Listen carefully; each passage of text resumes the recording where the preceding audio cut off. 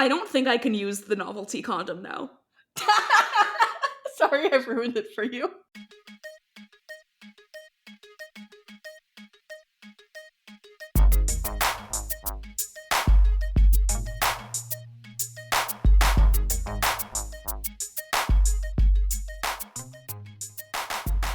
Welcome to Wow If True, the podcast of your wildest memes. We're here to dissect the entire internet, something normal to want and possible to achieve. I'm science fiction author, not your attorney, and, drinking coffee out of a pen mug, Isabel J. And I'm Amanda Silberling, an internet culture reporter who is eating oatmeal.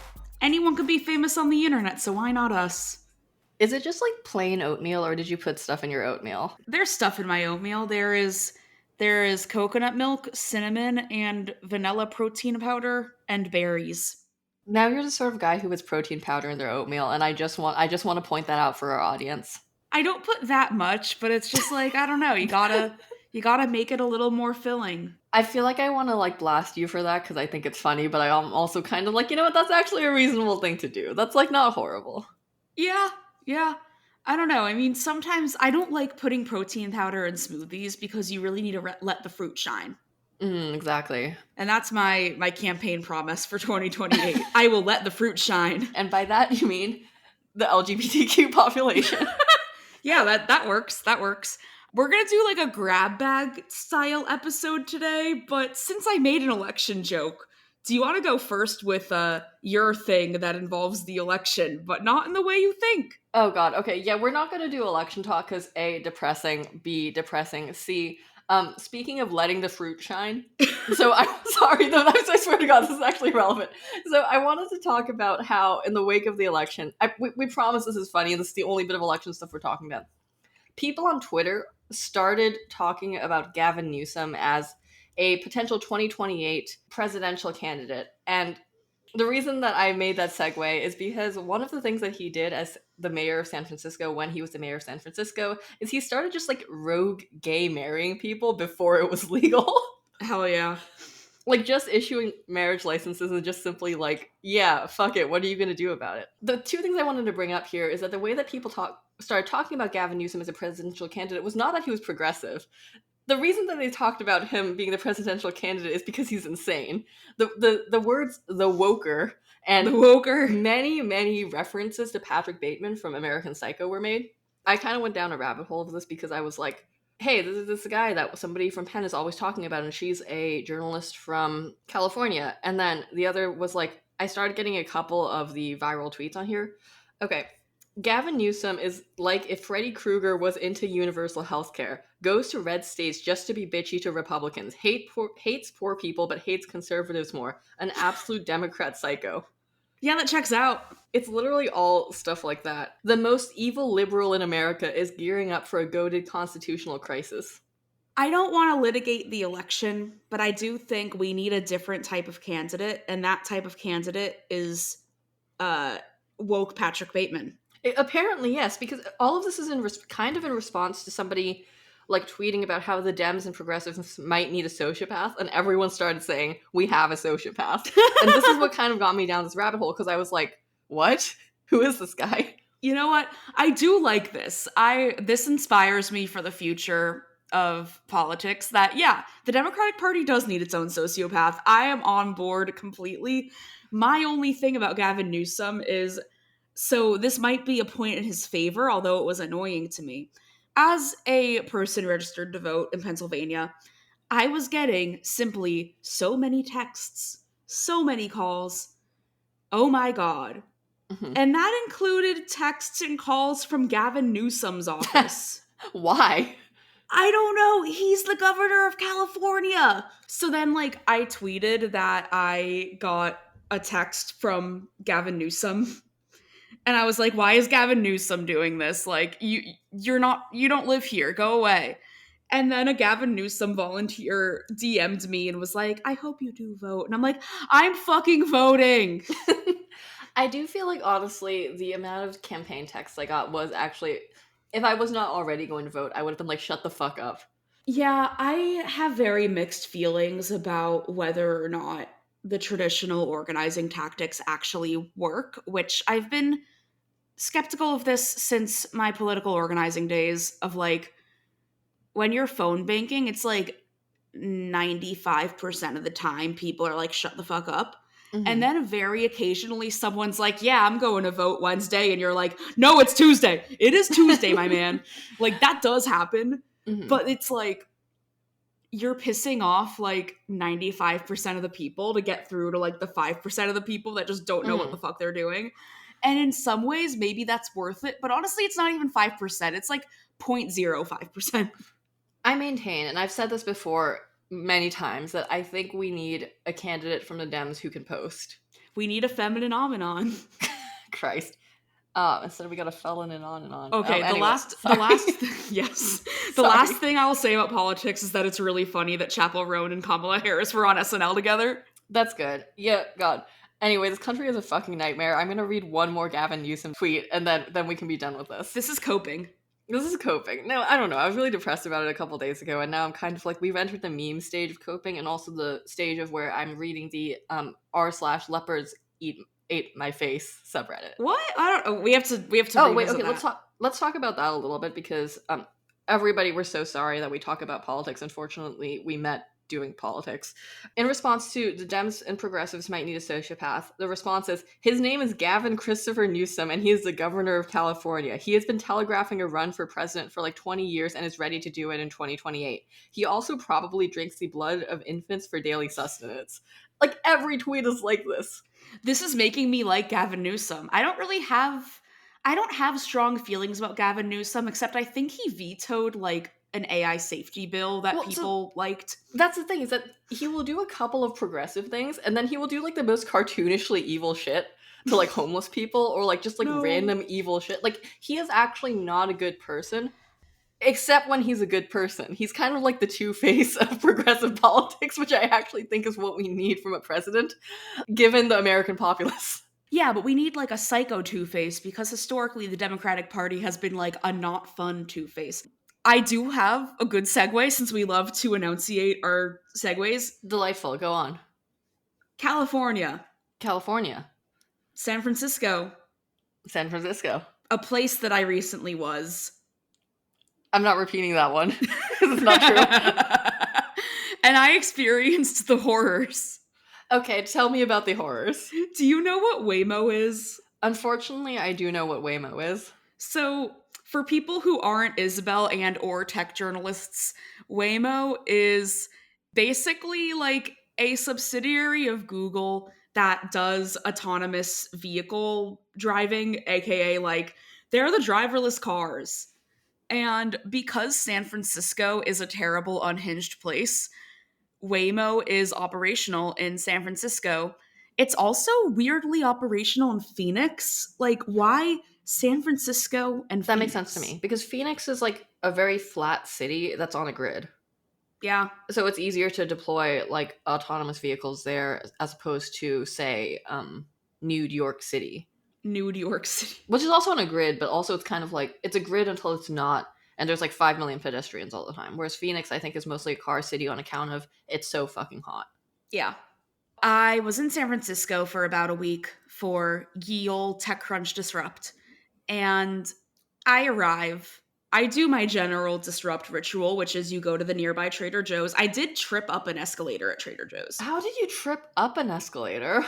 So here's what the thing. What did you do? I am relatively clumsy. I wouldn't say I'm a clumsy person, but I would say I'm clumsier than the average. And I've tripped up I've tripped down escalators before, although to be fair, I tripped down an escalator when I had been flying for like 40 hours and was carrying like 2 suitcases. Yeah, that's valid. Laos posting. This was coming back from Laos, because if you think there's no escalators in Laos, are you kidding? I think there's one escalator in Vientiane. Check that off your bingo board. Yes. Yeah, and there are no stoplights in Luang Prabang. I didn't know that. Yeah. Huh. Anyway, tripping up an escalator. Yes, this happens to me. There was a rug at the top of the escalator that was like pulled, like it was like weirdly placed or something. And I tripped and I thought it was just me, but I like completely ate shit. Like I like felt the wind knocked out of me. Like I like landed on my chest. My glasses went flying. And I just thought it was me, and I just like was very embarrassed and ran out. Like I wasn't hurt. And then this guy ran out after me and was like, I work in that building across the street. If you need a lawyer, I got you. And I'm Mhm. like, bro, I'm not suing the Trader Joe's.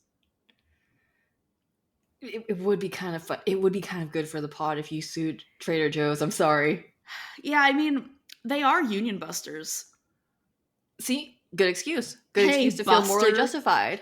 I think we should bring back calling people Buster. You were not bringing back calling people Buster, but I would love to see you try. But specifically mind for containment. union busters. Hey, Hey, Buster. Buster. That sucks. Yeah, Anyway, tell me so about Waymo. yeah, so I tripped up the escalator. I went back to the hotel. Had two cocktails with some coworkers, and then me and two of my coworkers decided that we were gonna go to a fancy sushi place because fuck it, we're in San Francisco. And Dom says, "Let's take a Waymo." And you know the thing where it's like, if your friends jumped off a bridge, would you jump off a bridge? And in this case, is the bridge an autonomous vehicle? Yeah, I was confronted with, if your friends want to take an autonomous vehicle to go get sushi, will you take an autonomous vehicle? And the answer is yes, and also I made a TikTok about it. That's this is everything that is wrong with the American left. Yeah. Also, it's like, okay, so you have me. I'm me. You have Dom, who she writes about like venture capital and like not necessarily AI. And then you got Kyle. Kyle, I think, is one of the most knowledgeable people writing about AI right now. Mm-hmm. So I'm like, you know what? If Kyle's doing it, I'm doing it. You know, like, I mean, I've heard that Waymos in San Francisco are good. Like, was this experience notable to you? Yes. Interesting. And because Why? the thing is, it was a lot of fun. Oh my god, why was it fun? I feel like it's like the phenomenon of a roller coaster where you know that it's like a little bit more dangerous than what you do in your daily life, Uh-huh. but also that it's been tested so extensively that it's like probably gonna be okay. Mm-hmm. So it's just a lot of fun. And then I kept like posting on my Instagram story like videos, and I was getting texts from friends being like, please tell me you arrived safely. I am concerned about you. Like, people were legitimately texting me like, Amanda, why do you keep getting into driverless vehicles? Like, are you okay? How many times has this happened? Why do you keep getting into driverless vehicles? How many times has this happened? I probably went in like 4 or 5 Waymos. That's fair. I mean, so what's interesting is that the way you're describing this as if it's like a notable event versus like if you live in San Francisco, I wonder how much of this is just part of your life now. Oh no, yeah, it's like the equivalent of like if you tell someone in San Francisco like, "Oh my god, guess what? I took a Waymo." It's like if you go to someone and you're like, "Hey, guess what? I Ubered here." And it's like, "Okay." Wait, but if somebody told me they Ubered here and like it was like a weird place at like a really high time of night, like high traffic time of night, I'd be like, you spent $100 getting here? So like, you know. Okay, but imagine you're in Philadelphia where Ubers Uh-huh. don't cost $100. Yeah, okay. Like, and if it's like, "Oh, hey, guess what? I Ubered here." It's just like, "Okay, It's like, cool, we love to hear you cool." did that. Yeah. Oh man, it was so fucking weird. You also have to like unlock the Waymo like with your phone because they don't want random people to just get in. I kind of get that.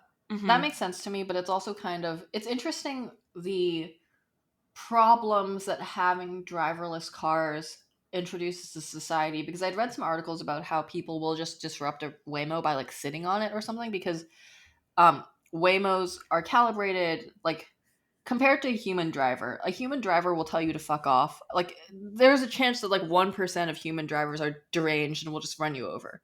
But a Waymo, they've programmed to exist within certain parameters and also to drive more safely than a person because, you know, the lawsuits, man, if somebody got like squished. So people will just sit on like the hood of a Waymo to stop it. This doesn't happen like a lot, but it's like a thing that people will occasionally do, and people have written articles about it because it's like disrupting society in an interesting way. Sorry, I'm distracted because now I'm looking at when you Google me, it's like people also search for, and then it's just exclusively like people that work at TechCrunch. I mean, that kind of tracks. You work at TechCrunch on account of Yeah. the working at TechCrunch. Anyway, I'm gonna stop looking at Google and listen to you when you talk. No, I didn't have anything more there, so that was actually a good segue. I Google myself a lot, so I actually can't blame you for any of Let's see this. what comes up when you Google you. I feel like it's all okay. Now we're Googling me. Yeah, well, okay, these are all pictures that you have like deliberately put as representations of you. Yeah, because I don't really put photos of me on the internet, so it's been pretty okay. Um, Okay, do you nice, my know second. who Maria Dong is? Yeah, I know who Maria Dong is. Okay. Do you know who Catherine M. Valente is? Yeah, Okay, looks I'm like just reading the people also search for. well. So what's interesting is that whenever I search myself, the people who are also getting searched for are like different authors. Like it's all different authors, but it's never the same authors. Hmm. Like this is the first time Maria Dong is coming up when you search me. Who's Kim Fu? I feel like this is somebody I should know. Well, Kim Yeah, Fu okay. has cool hair. She does. Okay, yeah, she wrote a bunch of books. That Nice. tracks. I like how a lot of these are people that look very cool and hashtag alternative, and then it's like a random white guy. Sometimes there's just a random white guy. Sometimes I feel like random white guys who aren't trying on their appearance whatsoever are like the best writers. Yeah, I mean, I think like what's interesting is sometimes what I find really interesting talking to authors is that sometimes their outsides really don't match their insides, or also the way that they speak doesn't match the way that they write. Um, in the sense that like a lot of people who write are not necessarily always interesting to speak with because they do better work on the page, but then some of them are really interesting to speak with, and it just depends on the person. Okay, I like last thing I promise. The third recommended person when you Google you is Stephen Graham Jones, Mhm. who has books including names like My Heart is a Chainsaw and I Was a Teenage Slasher. Yeah, apparently my heart is a chainsaw fucking slaps, and I've been meaning to read it for like years, and I still have not done it. Well, you should because you're Google buddies. I should. Yeah, apparently his stuff kind of like fucks and sucks. I should say other words. Sometimes I say things and then I immediately regret it, Well, and then because when you say it sucks, like you mean it as a positive thing yeah, I because mean it. language is crazy. Well, like yeah, I mean it in the sense of like imagine me making like a jerk off hand motion. God, I don't know how to move on from that. I'm gonna just play a TikTok because this is the next Actually, thing I want I to talk do about. have Okay. Oh. speaking of Oh. speaking of sucking and fucking. Okay. Yeah. What you got for me? So as we've discussed, we have a friend who is a two-time Olympian, very great and cool. Hey, I'm so curious where you're going with the segue now. I didn't keep going, but I was hanging out with her yesterday, and she gives me this bag, and she's like, "Oh, here's some of my like Olympic swag that I'm giving to you because they get so much clothes that is like too much clothes for a human person, but like we are not the same size at all. She is like a 6'1" athlete. I am 5'1" and do not have the professional athlete body type. But she gives me this bag and it has a bunch of like nail stuff in it. And I'm like, ooh, nail stuff. And then I get home and I realize there's also an Olympics branded condom in there.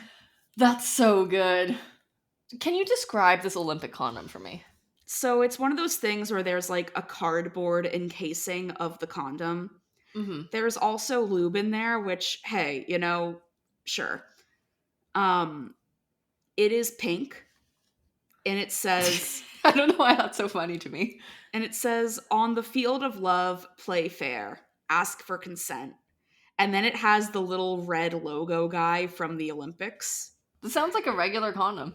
Oh yeah, no, it's just funny that it's an Olympics condom because like that's funny. Yeah. But what I really like about it is that because it's all like French things, apparently in France a condom is just called a jacket.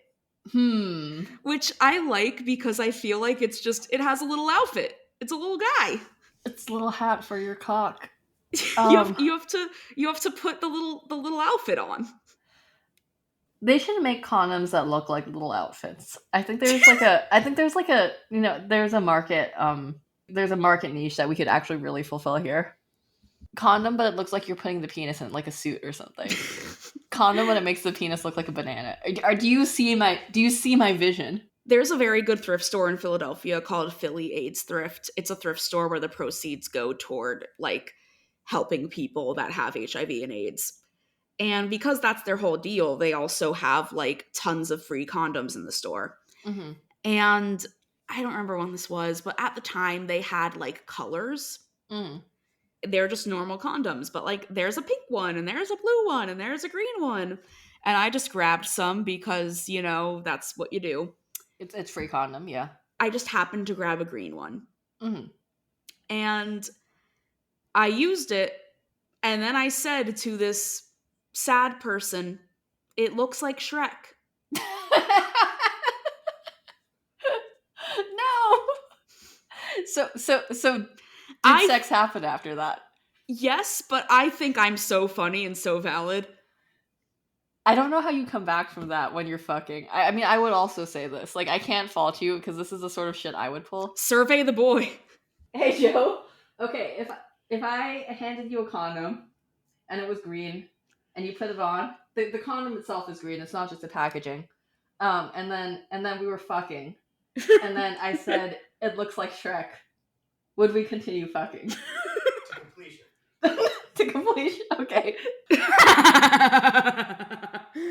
Arguably, that would make it better. Did you hear that? Yeah. They said arguably that would make it better. That sucks. I don't think anybody should be fucking. Tell Joe that I already approved of them generally, but now I approve of them more. Amanda says she already approved of you generally, but now she approves of you more. They made kind of like a yes motion, or yes. Like kind of like a Mario wahoo motion. Wahoo! I really hope the microphone picked up Joe's wahoo. I think it did. For context for everyone at home, my boyfriend's lying in the bedroom, and I told them to be quiet because I was podcasting, and then I asked them questions anyway that were not relevant to anything. Anyway, I think there should be a condom that makes the dick sparkle or glow in the dark, perhaps. Oh, glow in the dark that's fun. Like, I'm just saying, I think there actually is a market niche that I think people would buy novelty condoms for. I mean, I think they already make these. But to my knowledge, they don't make the ones that are just suits. Little suit to put the penis in. How come our last 2 podcast episodes were like, it's time for us to become Call Her Daddy, in which we're going to talk about our sex lives now? Because this is what the people want, Amanda. Yeah, except me talking about sex is just me being like, so here's all the really good jokes I made that I need to repeat because unfortunately only one person heard these jokes. That's okay. Honestly, like I mean this both affectionately, but also to blast you. This is so in character. Yeah, this is so in character for you. Yeah, and I think the moral of the story here, the big takeaway is, I think that ideally, if you are engaging in coitus with a partner, they should be able to laugh with you.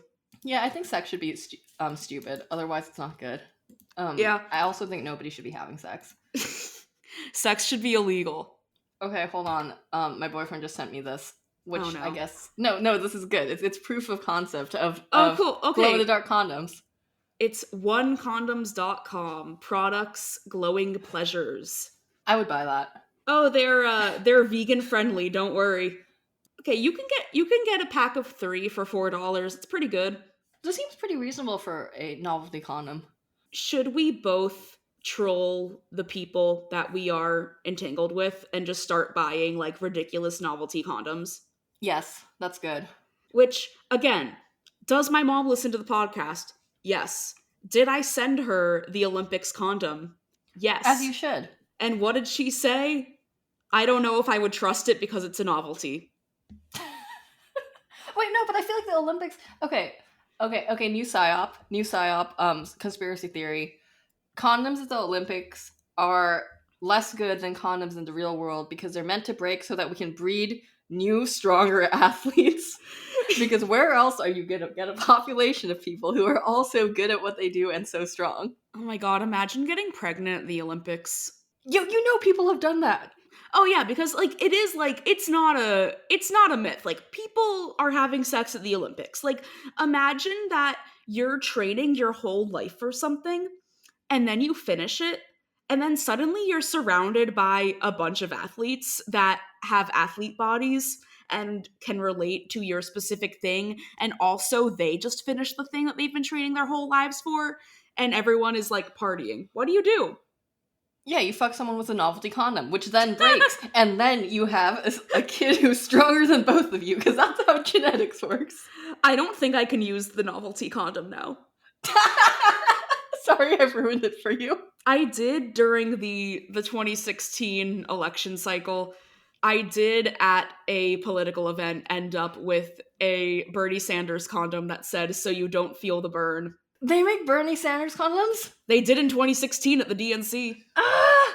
That's a lot. Okay. This was also when, I've definitely talked about this on the podcast before, but since this is we're not talking about politics, but we are episode, there was this guy that made a song called Bernie Sanders Trap Anthem, and he was internet friends with my other friend, and then this guy was coming to Philly and wanted someone to shoot a music video for them. And, you know, because I am a documentary filmmaker, as we've established, I was like, sure, I will shoot this music video for you. And I shoot the music video, and it never comes out. And then I was like, I wonder why it never came out. And then I looked the guy up, and after Bernie didn't get the DNC nomination, he became a Trump supporter. Ah, that sucks. Yeah. But also I got a "So You Don't Feel the Burn" condom there. That's extremely powerful. And I did use it, and it did work. I love this one data point we have. I don't know what to do with it. Wow If True is a podcast that advocates for safe sex. And also making bad jokes about penises. I don't know what to do now, so I'm just going to play a TikTok. Okay, cool.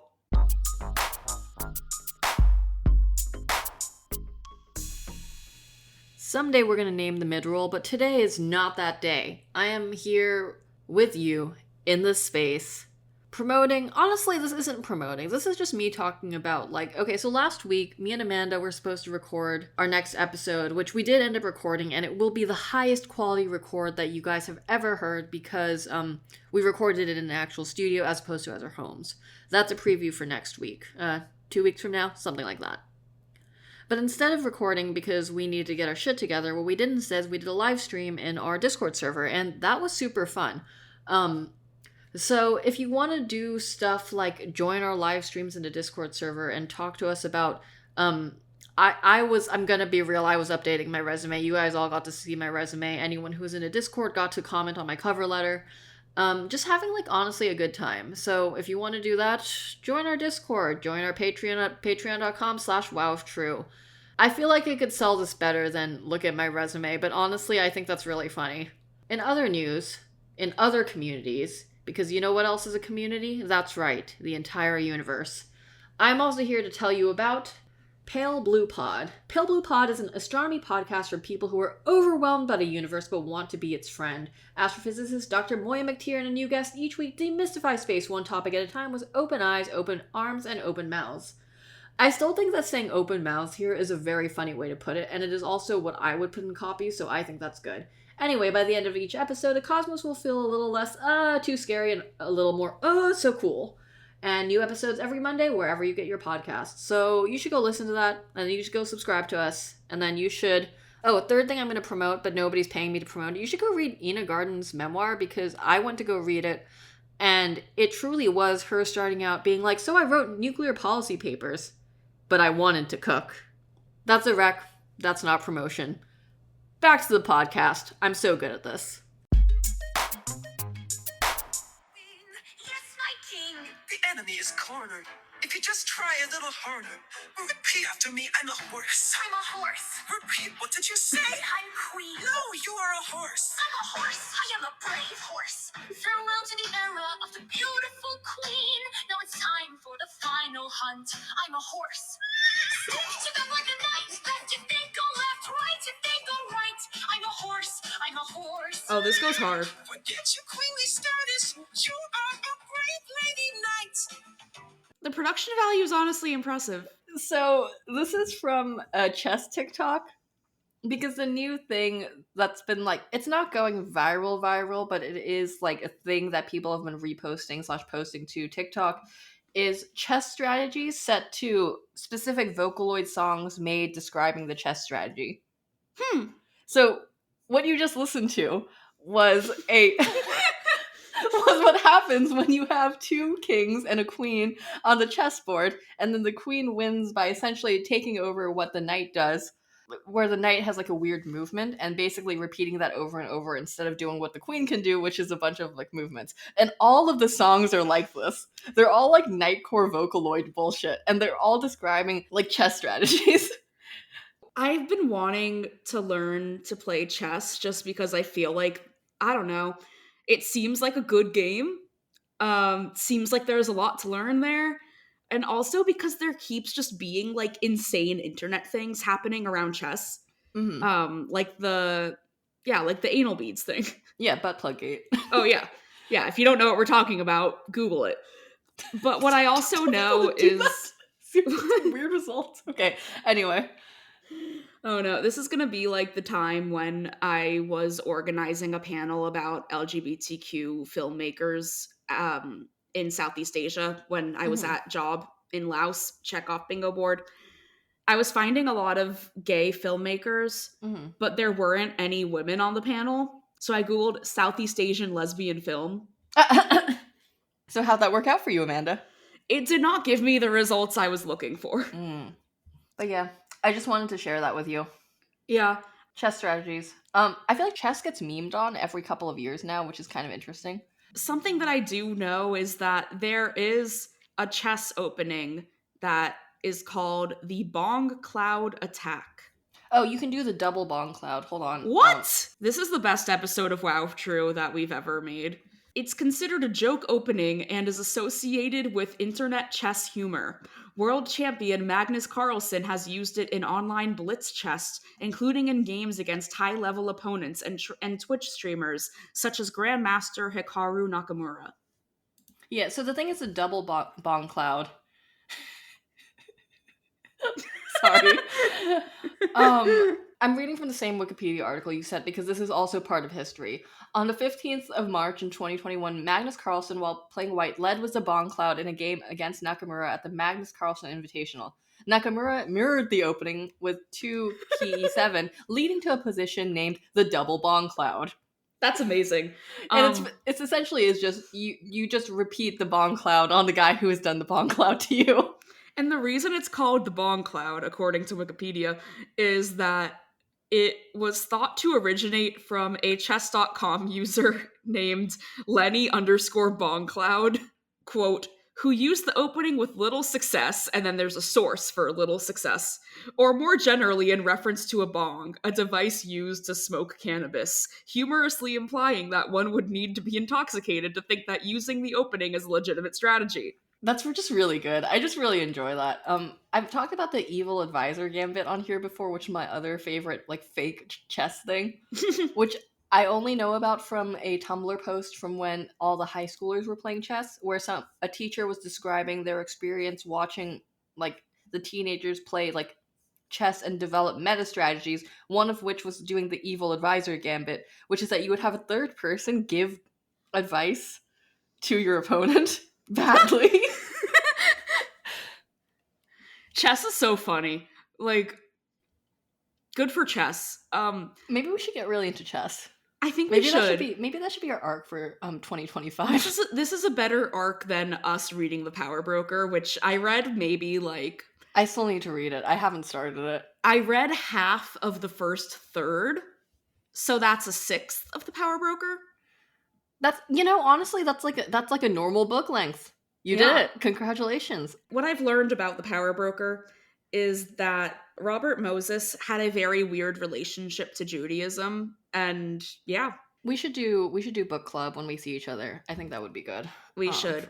In the WoW True Discord last night, this is a plug for the WoW True Discord, we were talking about extreme sports, and I brought up the Barkley Marathons, which is just like... Oh my god, those are insane. Yeah, like, look it up. All we need to know for this anecdote is that there's this guy named Lazarus Lake. His actual name is Gary Cantrell, but he goes by Laz. How do you make your name Lazarus? Like, how do you get everyone to call you like that and a diminutive of that? Like, what? I have a lot of questions. Sorry, go on. So this guy that organizes these absolutely like deranged, horrific, insane ultra marathons, his Wikipedia page calls him, quote, a largely fringe figure known only within the world of ultra running. And I really want, when I finally get a Wikipedia page, come on, wow, true listeners, I want to be called a largely fringe figure. Largely fringe figure is incredibly good. Yeah. And it's true, like, he is a largely fringe figure. Like, to a specific community of people, this guy is like Beyonce. And to a specific group of people, this guy is You are like Beyonce. Yeah. I think that's actually the ideal form of fame, where you can go to the grocery store, but people get really excited about you, and you can call yourself Lazarus without anyone saying anything about it. Yeah. Also, when you can, like, force people to run your, like, little, like, Machiavellian, like, the Barkley Marathons is truly, like, a deranged race. Like, it, as a race, it doesn't make sense, but it feels like, Okay, so do you remember Slenderman? Like, the actual game, you had to go, like, you're essentially in a forest, and you're trying to, like, grab all of the pages, and Slenderman is coming after you. So here's the thing, is I've played Slenderman in high school. And by played, I mean I was at my friend's house, and they were playing Slenderman. And I was in the corner, like, I'm not looking at that because it's scary. I played Slenderman, like, halfway through with my cousin, and then we played it on my phone, and then I threw the phone across the room because I got freaked out. Yeah, this is the thing, is I feel like some of my friends in high school were, like, the kind of people that are, like, they go on to become, like, the computer science nerds, if that makes sense. And so, like, we would hang out, and they would be like, let's do deranged things on the internet, such as playing Slenderman. And I would be like, I'm gonna sit in the corner and not look at the screen because there's jump scares and I'm scared. That's so valid, King. I mean, mostly the games that me and my friends played were not horror games, so I mostly avoided that, but we did play a lot of puzzle games where I gave really bad advice because I thought it was funny, which Nice. actually says everything about my character. Anyway. Now I'm like, what happened to this friend? Well, they got eaten by Slenderman. But I don't think that's what happened. I cannot help you with this. Have you considered Googling them? Actually, wait, we can't Google random people on the podcast. That's actually kind of creepy of us. I'm not going to, but I'm just going to say that this person has a name that probably, like, a million other people in the world have. I'm going to text you the name. Okay. And then I will confirm whether or not this is a name that a million other people in the world will have. This is the worst episode. Oh, yeah. Yeah, that is pretty generic. This is really the posting through it episode of Wow If True. You know, okay, my other hot take here is that mostly nobody should be posting through it. Everyone should be making a podcast. We're podcasting through it. Okay, so I gave a college talk the other day. Oh, which was also, I did a bad job, but I did, like, an okay bad job. I did, like, the sort of bad job where it's too short, but, like, the question and answer section was good. And it was about, like, my whole story. So, like, I was also, like, desperately trying not to say my whole to these college students, because, like, the way that I'll talk about this is, like, deranged internet shit. But I can't do that. I've been fucking invited to give a talk. They were, like, asking me about, like, hey, if you write something controversial on the internet, like, what should you do about it? And I'm like, listen, just log off. Just don't post. Like, people responded to my story in certain ways. I just did not post about it. Nobody should be posting about it. Don't post. Posting is the enemy, so you should never post through it. And that was, like, genuinely my advice here. You played the Omelas blow up perfectly because it resulted in you getting a 7-figure book deal. Exactly. Like, by not posting, I simply won. Except now my editor has been like, hey, we like had a call the other day, and, like, he was kind of like, he didn't get really into this, and I think we're going to talk more about this later, but he's like, you should get on Book Talk. You should start making TikToks. And I'm like, Carl, you're consigning me to posting. You can't make me post. Oh man, this is back to, like, episode 1, Wow If True, where I was telling you that you needed to go on your roof and make sword TikToks in a suit. I don't want to post. I don't want to make posts. I just want to make posts on Tumblr where nobody's going to read them. Isabel, I will come to your apartment and film you wearing a suit, doing sword tricks to promote your book. Yeah, okay. I think that is a good idea. Other things that happened on Tumblr. This is just like a grab bag episode, whatever. I'm going to talk about this. Yeah. I think I found one of my old coworkers Oh. who had recognized me on a different post. And I took screenshots of all of this, and I've been really debating on sending it to him or not. You should. At some point I will. I have his Discord handle because that's what I have for my lawyer job is people's Discord handles. Yeah. Okay, so here's the thing. Okay. So, as we know, your forthcoming debut novel is based on a short story that is already published, in which the concept is that when you leave a country, there is a possibility that you split into two versions of yourself, the one that left and the one that stayed. What if with film editing magic, we make a TikTok where there's two of you and both of you are doing sword tricks? Okay, yeah, I was waiting for the sword tricks to enter the chat. That's kind of good. Yeah. That's also kind of good, and one of them could be not doing sword tricks, one of them could be at the computer, and the other could be doing sword tricks, and it's like, look at this other life you could have lived that included sword tricks. Do you think that if you had stayed in Korea for your entire life, you might be better at sword tricks? Okay, so I wouldn't know how to fence, but I would know better sword stuff, and I'd probably be teaching there after school or something. Yeah. Because I would have done that I technically have my teaching license, I'm technically qualified to teach or some shit for that martial art, but I was qualified to teach when I was 12, which doesn't mean anything. But if I had continued going on with it, I probably would have gotten an after school job doing sword shit there in the summers or something like that. Well, when your mom had a sword studio, a martial arts studio, not a sword studio, was that in Korea or New Jersey? No, it was in the States, but she's not good at business. Okay. She doesn't listen to it, so I can say that, but she's not good at business. I'm also not good at business, so it's runs in the family. Yeah, you're not good at business because you won't make sword TikToks to promote your book. No, listen. I can sell one thing, and it's that I can sell ideas to people. I can sell people on a concept. I'm really good at getting between 5 and 15 people to read a book. I got a bunch of people to read Homestuck in high school, and I genuinely think this is also the character trait and ability that led to me selling my book, because that was me selling an idea to between 5 to 15 people. They were just people who had the ability to buy it.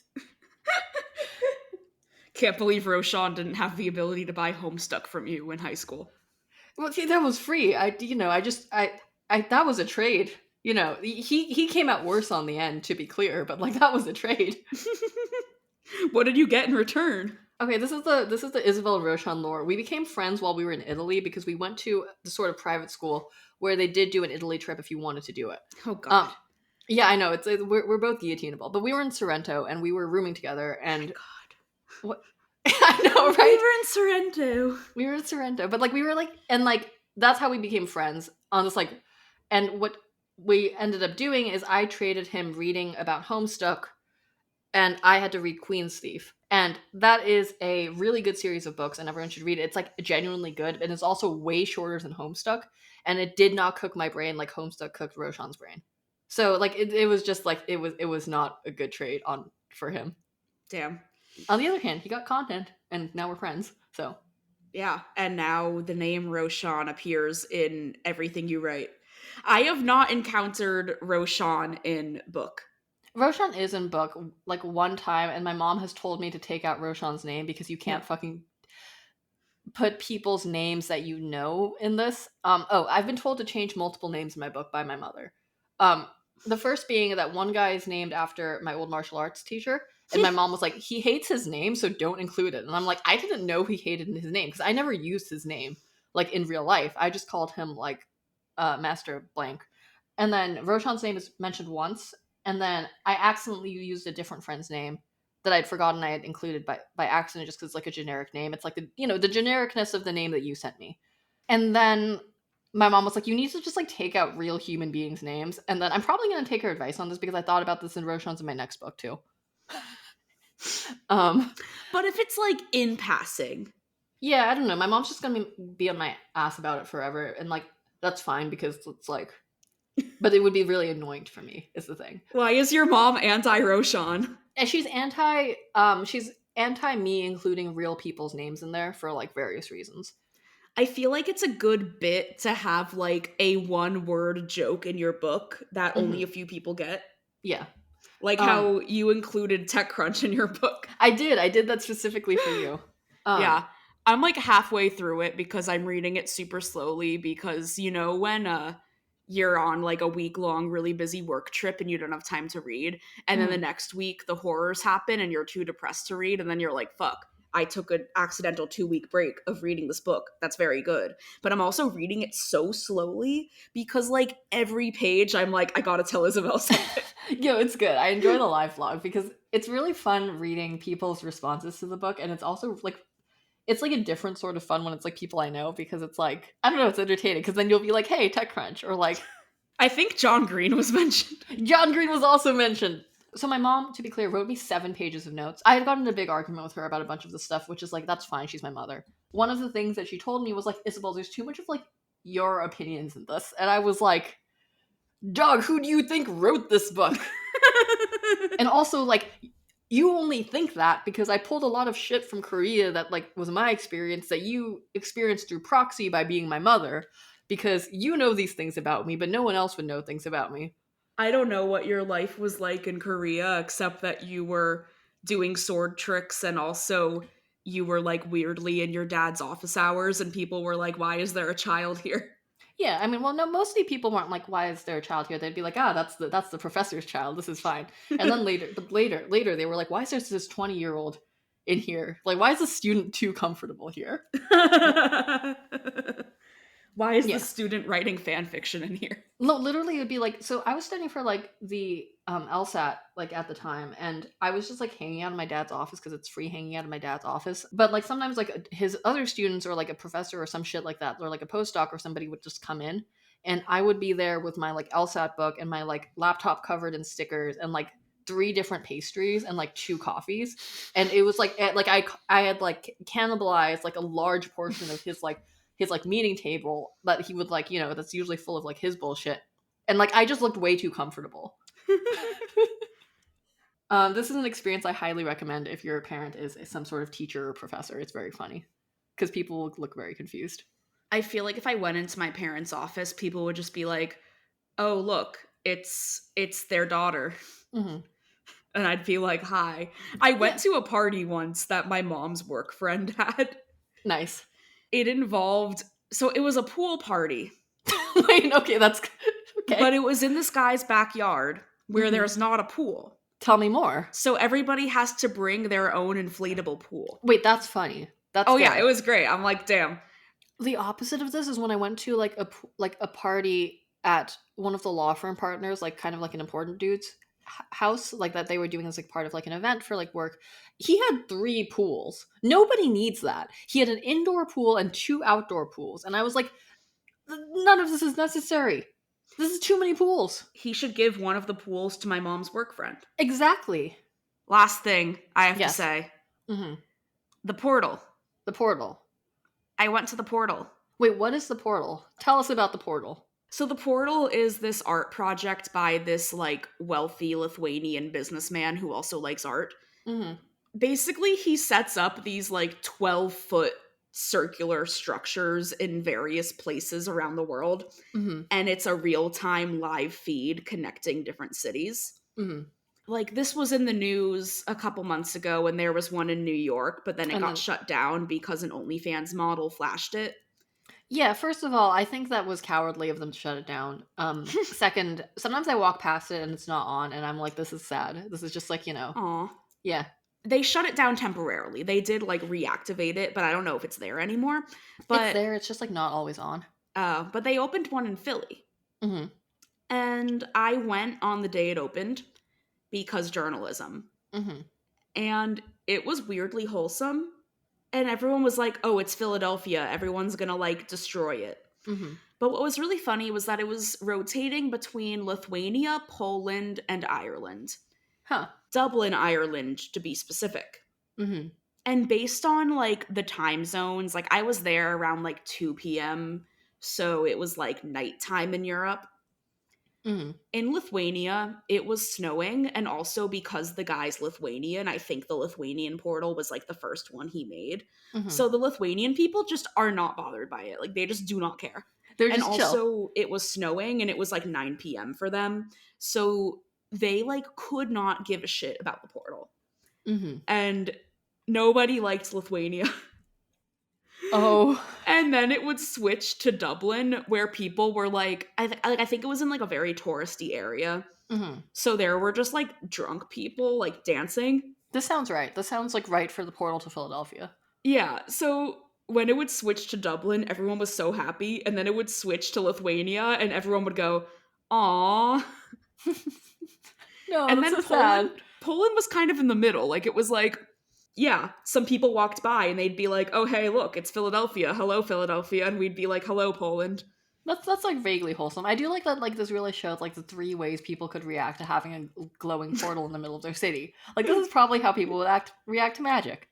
But yeah, I don't know. It was really interesting because also it's like you can communicate, but you can't really communicate Mm-hmm. because there's no sound. Mm. So you can only really communicate through like gestures. Although what I do Did anyone think bring is like signs and stuff? Because I feel like that's like the obvious thing to do. people did. And this didn't happen when I was there, but people said it happened like later. Like, there's like videos and stuff. But so it's football season. People in Mhm. Philadelphia care a lot about football. And the Eagles' biggest rival is the Dallas Cowboys. And people were coming to the Philly portal with signs that said like "fuck Dallas." That's funny. And then somebody in like Ireland showed up with a sign that said "fuck Dallas." Oh, did people fucking lose their minds? Yeah. So I don't know. I think Philadelphia to Dublin, perfect. Yeah, the vibe resonance between those 2 cities seems perfectly calibrated. Mm-hmm. Can I tell you one more thing that's not relevant at all? Yes. When I went to the portal, like, I did not plan my eating very well that day. So all of a sudden I was like, "Oh my God, I am so hungry. I need to eat something now." Mm-hmm. I end up at this deli that is directly next to the apartment building where my friend lives. I texted my friend like, "Oh, hey, I'm at the deli under your Mhm. apartment if you're around." And he was in DC. Mm-hmm. And also this friend does not cook. Mm-hmm. And so I was like, "Oh, I feel like I'm like cosplaying as you because you're probably at this deli all the time because you don't cook and Mhm. there is A this, deli right like- here, yeah. Yeah. And it was like, this was like a fancy deli. Like, there was like 12 different kinds of fancy salads and like a bunch of like fancy paninis and coffee and smoothies and like Mhm. very upscale deli. And then he says, "Oh, I've only been there once." And this has just stuck with me because I'm like, what do you eat then? I've just been very troubled by this for a few weeks. And that's kind of my main takeaway from the portal is, what does my friend eat? You should ask him what his diet is, because I feel like it would be very funny to see his response if he's... I bet he's just door dashing stuff. Yeah, but like, I don't know, like, there's a Thai place across the street from me and I go there all the time because it's across the street from me. I have no answers for you, only questions. Yeah.